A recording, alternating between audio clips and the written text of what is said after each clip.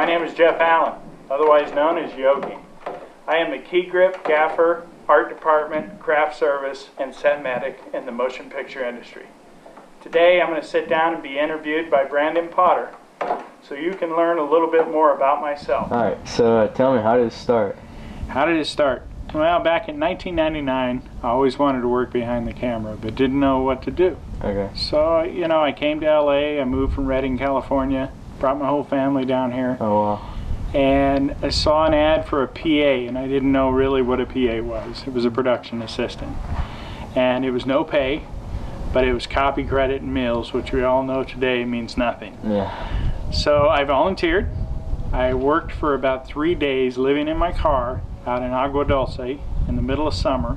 Mm-hmm. The line producer asked me, he says, "What would you like to do in this business?" And I said, "I have no idea." But I says, "I know a lot about electricity, and I'm kind of a MacGyver type. I can build anything, fix anything." So he put me with the electricians one day. It's 120 outside, and I'm humping around cam lock cable, and it's 200 pounds, and I thought at the end of the day, that's not what I want to do. So I looked across the lot and saw a grip, and said, "What does that guy do?" And he says, "Well, yeah, it's a grip." So I went and worked with them for a day. We had a 10-ton grip package on this shoot. Wow. I learned the whole grip package in 4 hours. Wow. Over 3,000 grip items I learned by name.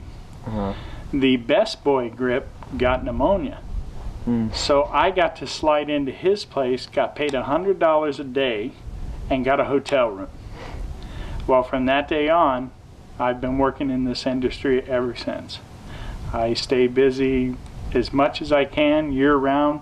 I work on any type of production. Mm-hmm. But still to this day, I have the same passion as I had in 1999 as I have now. That's pretty good. So talk about some rigs. Some of the special rigs that I do is a lot of productions. I especially enjoy doing private productions, small productions, because on a union set, when I'm working on a union set, I can't really do anything. Right. The key grip and the gaffer, the cinematographer, and the director are typically sitting next to one another, and we communicate by radio to our crews. Right. So I can't be on set and do all the hands-on things that I like to do. So when I work in the independent world, I'm able to wear many different hats. I can work in art department, I can help out in props, I can build things, I can rig camera, I can AC camera. Whatever needs to be done in camera department, I aid with that. So independent films gives me that opportunity to do that. And that's what sets me apart from the thousands of key grips that are out there. So many key grips are so structured to be in a key grip. So when they go on to an independent set, they have this philosophy: I'm a key grip, that's all I do. That's not me. My philosophy is wherever I can lend a hand to speed up production, save money, I'm going to do it. Right. If they'll allow me to help them in other departments, that's what I do. If I'm asked to work in a department, if I'm asked to do something that is not part of my duties, my response to that is not the typical response. The typical response is, "No, that's not my department." Yeah. Mine is, "Sure, no problem, how can I help?" That's the way I roll on a set. Yeah, it's a good way to roll.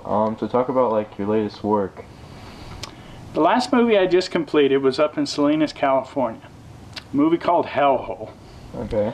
And it was starring Tiny Lister, Tom Sizemore from Saving Private Ryan, great actor, and a couple of other up-and-coming actors and actresses.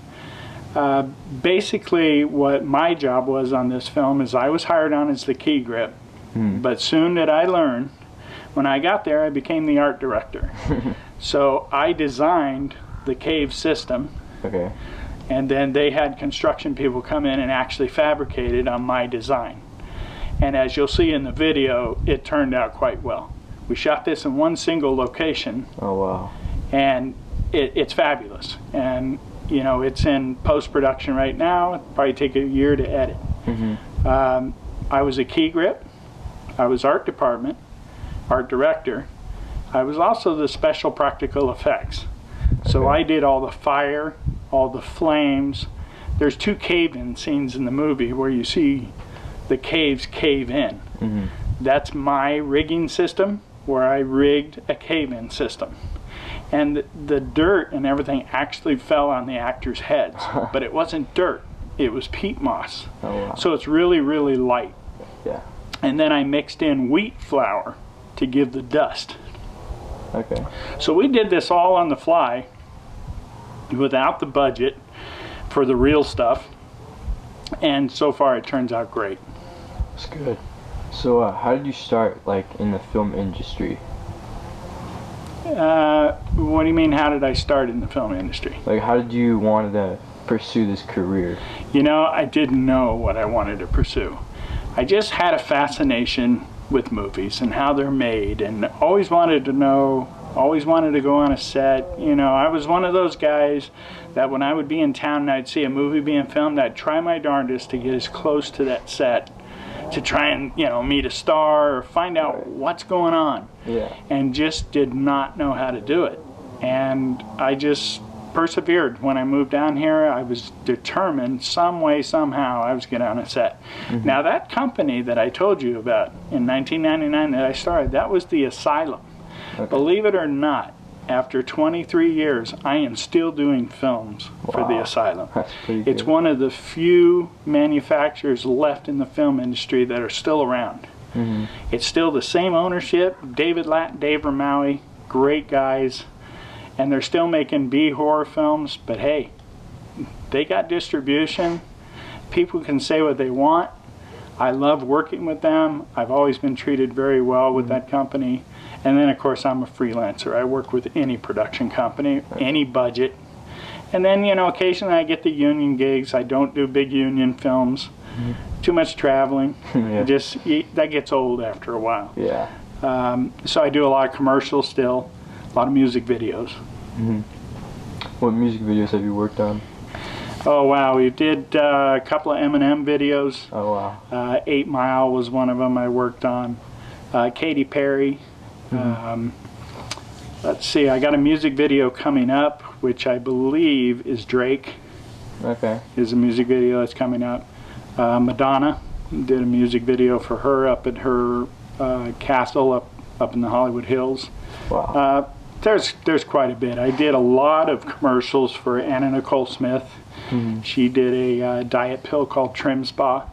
So I did the whole series of that. I've done all of the series for Denise Austin, who's a world-renowned fitness instructor. Did all of her videos. So it's been vast. I could tell, yeah.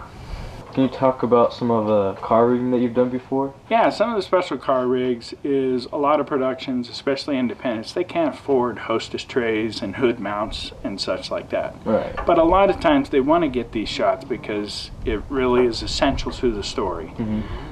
By hiring someone like me, you're not going to get somebody that's going to say, no, you can't do that. No, I can't do that. Oh, it's unsafe.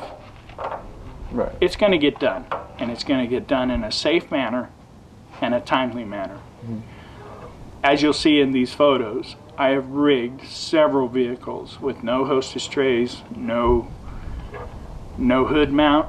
It's sandbags, ratchet straps, blankets, everything. In 23 years, never damaged a vehicle, never damaged a camera, never lost a camera. And as you can see in one of these rigs, I built a hostess tray for this truck. If you remember the movie Interstellar, in the shot where they're shooting through the right side or the left side driver's mirror backwards, I created that shot the same exact way by building a hostess tray out of apple boxes, out of C-stand arms, cartellinis, and you can see it here mounted on the truck. That's amazing. This was an impossible thing that they could not figure out how to do. That camera was perfect. You would have thought that was an actual hostess tray. When you look at the playback, it looks like it was mounted on a typical hostess tray. Yeah. So these are the car rigs that I specialize in. I have all that rigging in my vehicle. I have a 1-ton grip van that has lots of extras. I have every tool on the planet in there to build sets, fabricate props. I can repair things on set, so it keeps the L&D down low at the end of a shoot. I can repair all the lights, that are rentals. I have my own equipment. So I can save you a lot of money and a lot of time because I also carry all the expendables required. So I have gels, diffusion. Wow. These are prices that I work with. I don't give you a set price. So when you email me and you ask me how much is my day rate, my email back to you is going to be, what can you afford? And then I'll take it from there. Okay. If I'm not doing anything, I have worked for students and still do today. I got a student film coming up at Loyola Marymount University. It's a student thesis film. I'm usually the only one that's paid, but it's usually like $100. Yeah. But hey, I was taught, I'm giving back. So I do the same thing for New York Film Academy. The dean knows who I am there. He knows that I'm one of the grip and electrics that will actually do student thesis films. Right. So you'll see that on my website. So can you tell me some of the productions that you've worked on before? Typically, you know, I do film, commercials, music videos, documentaries. But what I also do is Broadway. I'm actually in the local 122 in San Diego. I do live events for AEG. So I build trussing, I set up audio, I set up lights, LED walls, so I can do live events as well. Okay. So can you tell me a little bit of where we're at today? Some history about this place? All right, today, you know, I shot here a couple of times, but this is called the White Horse Movie Ranch, and it's in Landers, California, which is by Joshua Tree. Okay. This is a wonderful ranch to work at. The gentleman that owns it, his name is Pete. We call him Mayor Pete. Great guy to work with. His wife is just lovely. She's, you know, she'll work with productions. Her name is Maureen. The thing that sets this ranch apart from the many that I've been on, this ranch is not facades. Yeah. And, you know, people know in this industry what facades are. These are practical buildings with practical effects. He has props that are real from everywhere around the world he has been collecting. He has all the weapons of the period. Most of the period here is 1800s. Tombstone days, you know, 1800s to 1900s, early 1900s. You'll see the saloon is fantastic. In fact, you probably just saw the saloon in the Super Bowl commercial with Lil Nas and Sam Elliott about Doritos. Right. That was shot here. Yeah. So the saloon is a practical location. It is not a facade. He also has a livery stable that's a working livery. He can actually put coal in there and fire it up for films. Wow. Normally, these are things that props and set decoration, they have to go out and rent. Right. As you'll see in these videos, this ranch is ready for filming. He has all the costumes. He has an area for craft service and catering. He's got a wonderful mercantile store. He's got a beautiful bank that he's built with a safe inside. He's got a doctor's hospital office. He's got a marshal's office. He's got an assay office. As you'll see in these videos, we'll be walking through all practical and set decked ready.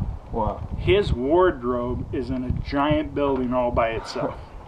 So I would highly recommend this ranch. Go to their website, whitehorsemovieranch.com. We'll post it on the end of the video. But yeah, if you ever have any questions about this place and you can't get a hold of them, you're welcome to ask me. I can tell you all about this place. And you know, I really want to thank Pete for allowing us to come out here today. Yeah. And shoot this great ranch. Yeah. And give him more opportunity for other productions to come out here.